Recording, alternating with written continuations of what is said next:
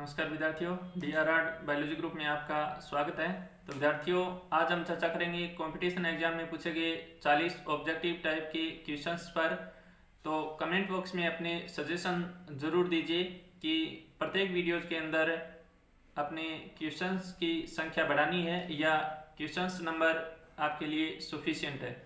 2018 में jet exam जो हुआ था, इसका पहला क्वेश्चन था राष्ट्रीय वानस्पतिक शोध संस्थान कहाँ स्थित है, तो ये लखनऊ में स्थित है।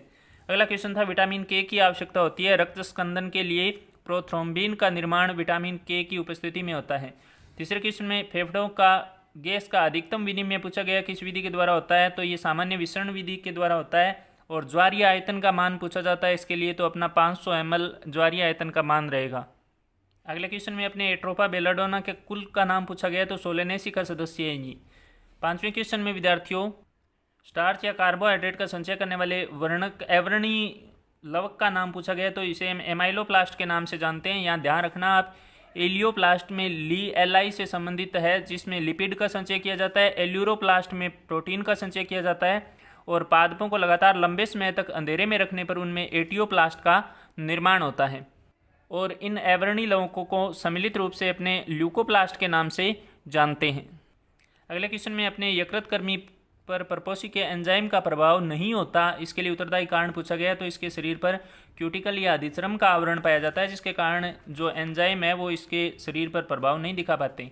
सातवें क्वेश्चन में कॉकरोच में अंड कवच का निर्माण कौन सी ग्रंथि करती है पूछा गया है, तो संग्राहक ग्रंथि के द्वारा इसका निर्माण किया जाता है। क्वेश्चन नंबर 8 में वाष्पोत्सर्जन की दर का मापन करने वाले उपकरण का नाम पूछा गया है, तो गेनोंग पोटोमीटर के द्वारा इसका मापन किया जाता है।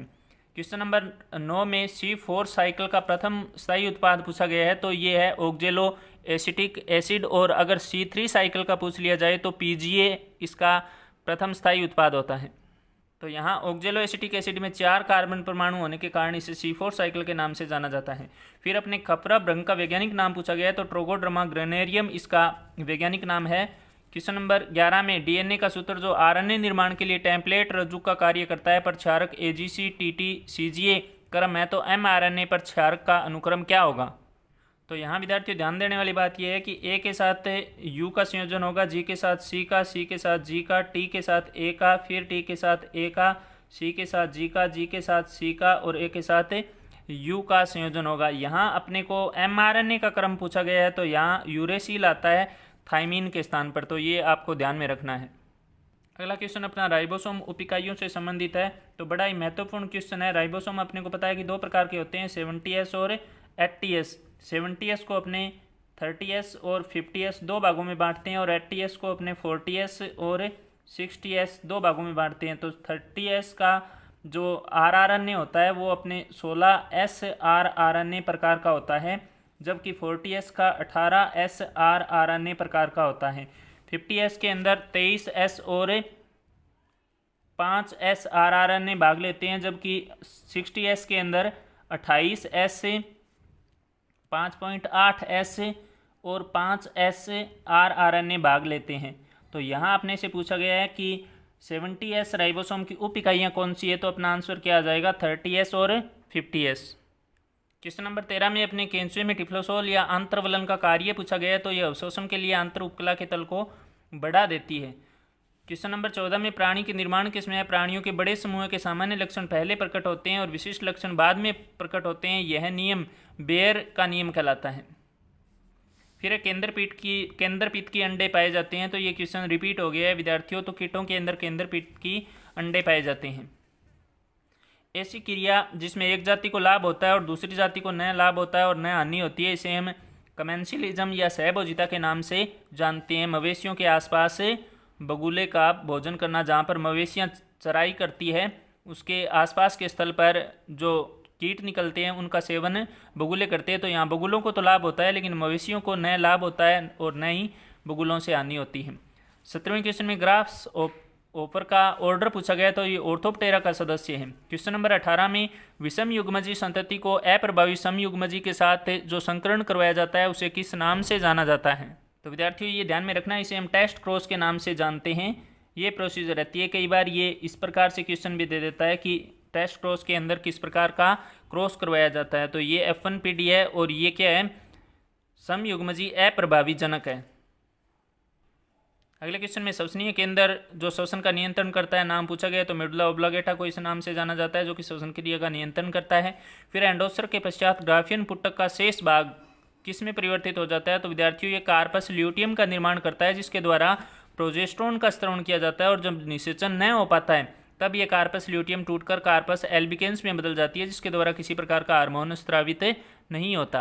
तो क्वेश्चन पूछा जाता है कि क्या होगा यदि कार्पस ल्यूटियम विघटित हो जाए, तो गर्भाशय में भ्रूण का रोपण नहीं हो पाएगा या उसका परिवर्धन नहीं हो पाएगा। अगले क्वेश्चन में अपने गन्ने का कुल पूछा गया है, तो ग्रेमिनी कुल का सदस्य है।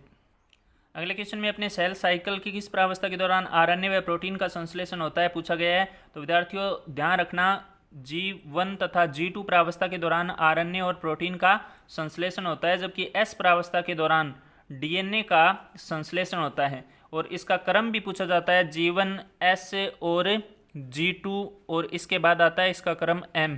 तो ये आपका सेल डिवीजन का महत्वपूर्ण टॉपिक है जो कि इंटरफेज या अंतरावस्था के प्रमुख चरण है। अगला क्वेश्चन फसल किस्मों से संबंधित है, तो गोभी में तंबाकू मोजेक वायरस नहीं पाया जाता, सरसों में श्वेत कीट पाया जाता है, गेहूं में पर्ण व धारी कीट रोग पाया जाता है, लोबिया में जीवाणु है, अंगमारी रोग पाया जाता है। अगले क्वेश्चन में भारत में हरित क्रांति के दौरान जया तथा रत्ना किस्मों को विकसित किया गया जो कि किसकी प्रमुख किस्में हैं, तो धान या चावल की ये प्रमुख किस्में हैं। रसारोहण का संसर्जन तनाव या बाष्पोत्सर्जन खिंचाव मॉडल किसने दिया, तो ये डिक्सन तथा जोली ने प्रतिपादित किया। नई कोशिकाओं का निर्माण पूर्ववर्ती कोशिकाओं से होता है, तो ये अपने सेल थ्योरी का कोशिका सिद्धांत का प्रमुख बिंदु है जिसका प्रतिपादन रुडोल्फ विर्चो ने किया। फिर है पादप कोशिका भित्ति की मध्य पटलिका, तो ये कैल्शियम मैग्नीशियम पैक्टेट के द्वारा बनी होती है। भारत में पर्यावरण संरक्षण अधिनियम कब लागू हुआ, तो 1986 में ये लागू हुआ। अगले क्वेश्चन में अपने इंसिटू कंजर्वेशन के बारे में पूछा गया कि इंसिटू कंजर्वेशन के अंदर किसको शामिल नहीं किया गया है। तो ध्यान रखना जो जीवों का संरक्षण होता है वो दो प्रकार का होता है, इन सिटू और एक्स सिटू कंजर्वेशन। आपको इस प्रकार से दिमाग के अंदर रखना है कि इन सिटू अगर जीव को उनके मूल आवास के अंदर रखते हुए संरक्षण प्रदान किया जाए तो उसे हम इन सिटू के नाम से जानते हैं, जबकि जीवों को अगर किसी दूसरे स्थान पर स्थानांतरित करते हुए संरक्षण दिया जाए तो उसे हम एक्स सिटू कंजर्वेशन के नाम से जानते हैं। तो अपने जो राष्ट्रीय पार्क है, राष्ट्रीय उद्यान है, या फिर वन्य जीव अभ्यारण्य है, या हॉटस्पॉट स्थल है, या फिर जैव संरक्षित क्षेत्र है, तो ये सारे के सारे इन सिटू कंजर्वेशन के अंतर्गत आते हैं। जबकि चिड़ियाघर है, जीन बैंक हो गया, ब्लड बैंक हो गया, उत्तक संवर्धन बैंक हो गया, तो ये सारे के सारे एक्स सिटू कंजर्वेशन के अंतर्गत आते हैं। अगले क्वेश्चन में अपने अफीम का वानस्पतिक नाम पूछा गया, तो पेपेवर्स सोमनीफेरम इसका वानस्पतिक नाम है। क्वेश्चन नंबर 31 में कर्मिक पोषण स्तर पर अविषाक्तता की सांद्रता में वृद्धि का तात्पर्य है, अर्थात जीवों के अंदर जो अन्य अपघटनीय पदार्थ होते हैं उनकी मात्रा विषाक्तता लगातार बढ़ती चली जाती है। इस घटना को क्या कहते हैं, तो इसे हम बायोमैग्निफिकेशन या जैव आवर्धन के नाम से जानते हैं। अगले क्वेश्चन में पूछा गया कि किसी फसल में पाए जाने वाले सभी जीनों के विविध एलील का समस्त संग्रहण, जिसमें पादप या बीज का संग्रहण हो सकता है, कहलाता है, तो इसे हम जर्म प्लाज्म के नाम से जानते हैं। और जीनोम ध्यान रखना विद्यार्थियों, एक जीव के अंदर उपस्थित अगुणित गुणसूत्रों के समस्त समुच्चयों को अपने जीनोम के नाम से जानते हैं। हर्बेरियम पादप भागों के संग्रहण के अंदर काम में ली जाने वाली एक प्रकार की विधि है।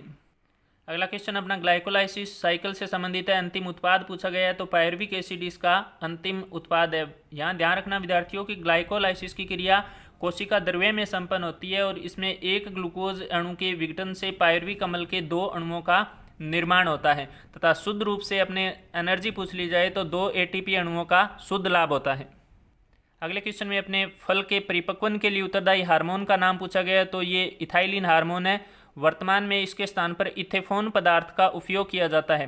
तो इस हार्मोन के प्रभाव से पादपों के अंदर फलों में रेस्पिरेशन रेट या श्वसन दर का मान बढ़ जाता है, जिसके कारण वो आसानी से पक जाते हैं। क्वेश्चन नंबर 35 में पूछा गया कि ठंडी जलवायु वाले स्तनधारियों के कान और पाद आमतौर पर छोटे होते हैं ताकि उष्मा हानि न्यूनतम हो। यह नियम क्या कहलाता है, तो इसे हम एलन के नियम के नाम से जानते हैं। क्वेश्चन नंबर 36 में रासायनिक पदार्थ फर्टिलाइजन किस पर पाया जाता है पूछा गया है। तो विद्यार्थियों ध्यान रखना, जो फर्टिलाइजन है ये परिपक्व अंडाणु के द्वारा स्रावित किया जाता है, जबकि एंटी फर्टिलाइजन शुक्राणु के द्वारा स्रावित किया जाता है। और कई बार इनकी प्रकृति पूछ ली जाती है, तो फर्टिलाइजन जो होता है वो ग्लाइकोप्रोटीन प्रकृति का होता है। जबकि एंटी फर्टिलाइजन होता है वो लिपोप्रोटीन प्रकृति का होता है। तो ये निषेचन के दौरान अंडाणु और शुक्राणुओं का परस्पर संयुग्मन करने के लिए फर्टिलाइजन एंटी फर्टिलाइजन सिद्धांत हेतु उत्तरदायी प्रमुख रसायन होते हैं। अगला क्वेश्चन में आईपीएम इंटीग्रेटेड पेस्ट मैनेजमेंट का प्रमुख उद्देश्य पूछा गया है। तो विद्यार्थियों, कीट नियंत्रण की ऐसी विधि जिसके दौरान नाशक कीट संख्या को इकोनॉमिक स्तर से कम करना शामिल है, इसे हम आईपीएम के नाम से जानते हैं। इसकी फुल फॉर्म भी पूछ ली जाती है और इसका प्रमुख उद्देश्य भी पूछ लिया जाता है। तो प्रकृति के अंदर पाए जाने वाले समस्त कीटों को उनकी संख्या बिल्कुल कम होने पर ही समाप्त करना आईपीएम नहीं है। एक निश्चित लेवल के पश्चात अगर कीटों की संख्या पहुंच जाए तब उन्हें नष्ट करने की क्रिया आईपीएम है। ये इसका प्रमुख उद्देश्य है। अमीबा में संकुचनशील रसदानी का कार्य प्रासरण नियमन करना और स्वच्छ जलीय अमीबा के अंदर ये पाई जाती है। समुद्री जल में यदि इस अमीबा को छोड़ दिया जाए तो ये संकुचनशील रसदानी विलुप्त हो जाती है, और अगर आसुत जल के अंदर अमीबा को छोड़ दिया जाए तो संकुचनशील रसदानी की क्रिया प्रभावित होती है। अगले क्वेश्चन में अपने पारिस्थितिकी तंत्र में ऊर्जा पिरामिड के बारे में पूछा गया है। तो अपने को पता है कि पारिस्थितिकी तंत्र में ऊर्जा का पिरामिड हमेशा सीधा होता है, खड़ी अवस्था में होता है। एक बड़े वृक्ष पर जीवों की संख्या का पिरामिड उल्टा होता है और एक तालाब में जैव भार पिरामिड भी उल्टा होता है। ये आप ध्यान में रखना। क्रोमोसोम या गुणसूत्र नाम किसने दिया? तो क्रोमोसोम नाम का प्रतिपादन वाल्डेर नाम के वैज्ञानिक ने किया।